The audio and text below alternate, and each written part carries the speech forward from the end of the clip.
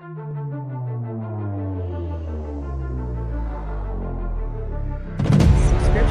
thumbs and notifications are a major force in video production. Please press the subscribe button in the lower right.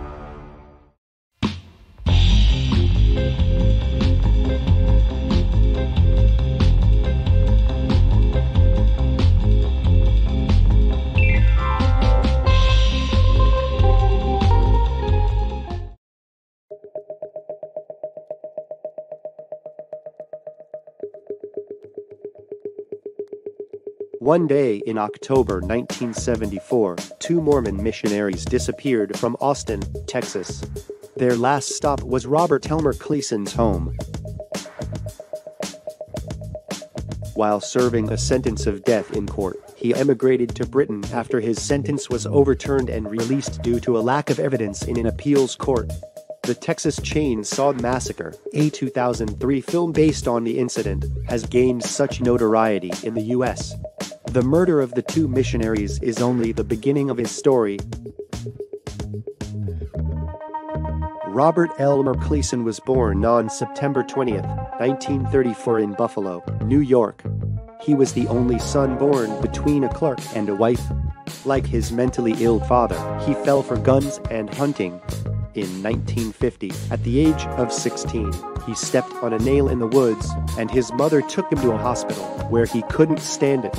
He beat his mother, took a gun from a car and fired it from an emergency room, but no one was hurt. But he was admitted to a psychiatric facility until 1952. After earning a degree in sociology in 1971, he shot a man in the toe during an argument and later released on bail and moved to Texas.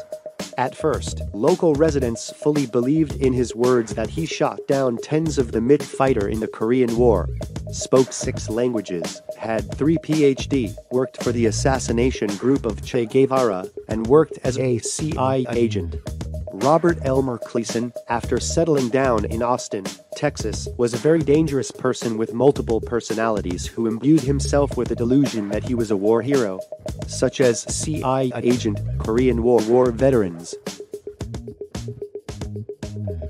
In vernacular, he was a proprietor of dissociative identity disorder, multiple personality disorder. Robert Elmer Kleasen enters the so-called Mormon Church, the Church of Jesus Christ of Latter-day Saints. He is arrested for shooting and killing a bison in 1973. But 5 months later, after his release, Kleasen expressed anger that the church did not send a lawyer for him or tried to release him. Kleasen threatened the church people. So 20-year-old Gary Darley and 19-year-old Mark Fisher, two young missionaries, visit every Monday Robert Elmer Kleasen living in a trailer behind the stuffed store for dinner. The bishops told the two young missionaries not to visit anymore for reasons of personal security. It was the last time they visited Robert Elmer Kleasen's home. On October 28, 1974, two missionaries, Gary Darley and Mark Fisher, disappeared. Police immediately searched Robert Elmer Kleasen's trailer, a container, and found Mark Fisher's bloody bullet holes and apartment keys when they last met in a dinner deal. But their bodies were never found. Investigators find a powerful chainsaw and blood trail at the store where Kleasen worked. Investigators find missionaries' blood on the day. Police arrested Kleasen on suspicion of murder but were embarrassed when they found him a multiple person. He has many nicknames, one of which was Richard Rat or Rat. Richard Rat was a former CIA agent who, during Nixon's presidency, CIA tried to kill him in disbelief, but Robert Lisa was a robber trap. The investigator accused him of being mentally ill, but he denied the murder. He was a marksman and numerous weapons were found in his trailer. There was another multi-personality of his, and found a manuscript named John T. Williamson.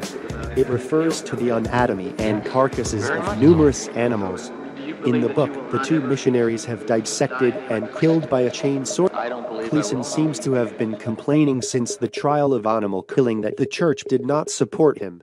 Jurors agonized between life imprisonment and death penalty, but the prosecution announced Kleasen's written threat letter, "I came here to kill someone and see blood, and I want their head."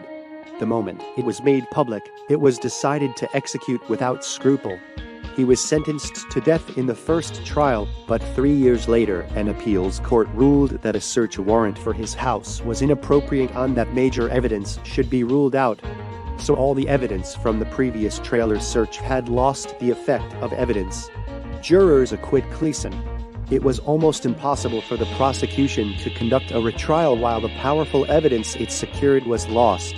So prosecutor remanded the case in New York for gun control, but Kleasen had already filed a lawsuit. He was planning for his future. The authorities decided not to deliberate on Kleasen anymore. The question, what are they going to do with Robert? Kleasen returns to Buffalo, New York, after being released from a Texas prison. The media and the local people were thrown into confusion. Media outlets reported that a chain top killer in Texas walks freely in the Buffalo like a time bomb. Kleasen said, "I'm not a monster. People are pushing me." While his notoriety is spread over, Kleasen planned to leave for England. He moved to Barton-upon-Humber, Lincolnshire, England, and met Marie Longley, became known as a fan pal in the United States. Marie Longley believed Kleasen was an agent CIA, a war hero. In Britain, gun licensing authorities have doubts about his actions as a war hero and a CIA agent in connection with the massive collection of firearms. When the U.S. military informs that Kleasen has never served in the U.S. military, British authorities imprisoned him for 3 years for possession of illegal weapons. He threatened his wife, who had learned of his crime and had planned to escape with her best friend, but kept her by his side for 10 years. British police suspected that she was killed by Kleasen when she was reported missing, but later found to have fled.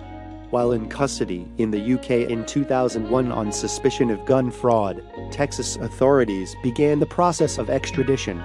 DNA analysis and other scientific forensic tools were used as new evidence by matching Darley's DNA with blood found near Kleasen's residence in the 1974 murder case of Darley and Fisher.